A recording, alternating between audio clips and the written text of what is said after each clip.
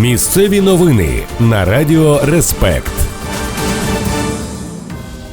Вітаю! У студії новин на Радіо Респект працює Віктор Терещук.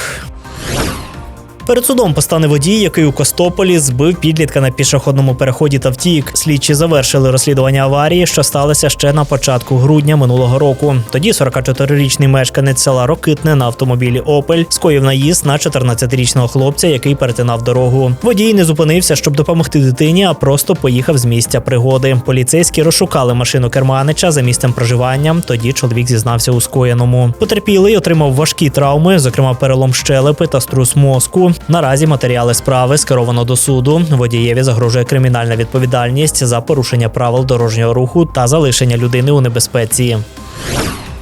На Хмельниччині директора коледжу підозрюють у привласненні 2 мільйонів гривень на закупівлю обладнання, якого не існує. За даними слідства, посадовець підписав документи про придбання 3 тренажерів-симуляторів, вантажівки та легкових авто для навчання студентів. Насправді ж, техніка до закладу так і не дійшла. Щоб приховати відсутність обладнання, директор разом із керівником фірми-постачальника підробили документи про те, що симулятори нібито перебувають на відповідальному зберіганні. Наразі директору коледжу оголошено про підозру у зловживанні службовим становищем, а правоохоронці встановлюють місце знаходження підприємця, який отримав кошти. У Хмельницькому на хабарі затримали лікарку-невролога приватної клініки. За даними прокуратури, вона вимагала $5 000 у пацієнтки за продовження 2-ї групи інвалідності. Медик запевняла жінку, що якщо та не заплатить, групу просто не продовжать. Лікарка обіцяла вплинути на рішення експертної комісії, щоб забезпечити потрібний результат. Пацієнтка звернулася до правоохоронців і фігурантку затримали під час отримання 2-ї частини суми. Наразі медик перебуває під вартою, триває досудове розслідування. В Україні з 1 березня суттєво зростуть мінімальні виплати для родин загиблих та зниклих безвісти захисників. Відповідне рішення ухвалив уряд. Зокрема, мінімальна пенсія або соцдопомога на одного непрацездатного члена сім'ї, батьків, дружини чи чоловіка, а також на дитину зросте з 7800 гривень до 12810 гривень. Якщо виплата призначення на 2 і більше членів родини, то кожен отримає не менше, ніж 10 020 гривень, замість теперішніх 6100. Також Кабінет міністрів встановив, що з наступного року ці виплати підлягатимуть щорічної індексації.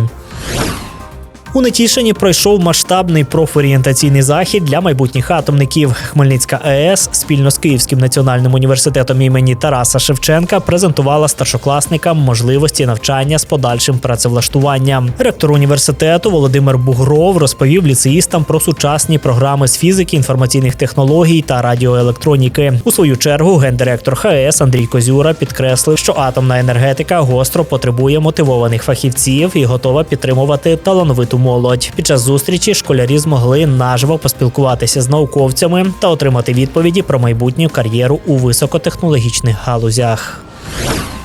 На Рівненщині відзначають 500-річчя від дня народження князя Василя Костянтина Острозького. Цей ювілей вшановують на державному рівні упродовж всього 2026 року. Програма святкувань включає десятки наукових симпозіумів, мистецьких проєктів та книжкових виставок у Рівному, Острозі та Дубні. Найближчі заходи відбудуться вже наступного тижня, 11 лютого. О 12-й годині в обласному краєзнавчому музеї відкриють унікальну одноденну виставку, присвячену князям Острозьким. А о 14-й годині в обласній науковій бібліотеці пройде публічна лекція про Острозьку Біблію. Загалом тематичні заходи в регіоні триватимуть до кінця грудня.